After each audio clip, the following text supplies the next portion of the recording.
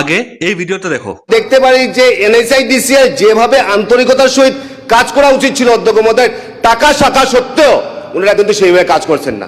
তাই কাটিগড়া এমএলএ কমলেক্ষা দে পুরকায়স্থ অ্যাসেম্বলিতে কইসুন যে এনএচআইডিসিএল যেটা কি সেন্ট্রাল গভর্নমেন্টের আন্ডারে পড়ে, তারা নাকি বরাক ভ্যালিতে কাজের গুরুত্ব দেন না। আমরা কোয়া হয়েছিল যে ডাবল ইঞ্জিন গভর্নমেন্ট হইলে ফাস্ট ডেভেলপমেন্ট হইব, কিন্তু এখানে সেন্ট্রালেও বিজেপি আছে, স্টেটেও বিজেপি আছে, লোকাল এমএলএও বিজেপি আছে। তো এখানে ডাবল ইঞ্জিন হয় না, ট্রিপল ইঞ্জিন গভর্নমেন্ট।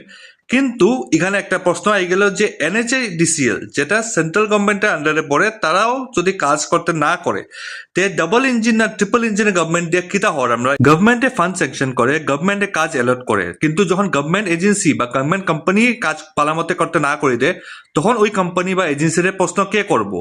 তারা কার কাছে অ্যাকাউন্টেবল, তারা আনসারেবল টু হুম? তখন টাইমেই কইব যে ফাইনালি এখানে কোনো ভালো কাজ হইব, নাকি এই ব্লেম গেমের মাঝখানে আমরা স্যান্ডউইচ হইয়া আমরা কমন মানুষরা এরকম জঘন্য কন্ডিশনের মধ্যে বাঁচিয়ে চলতে লাগবো।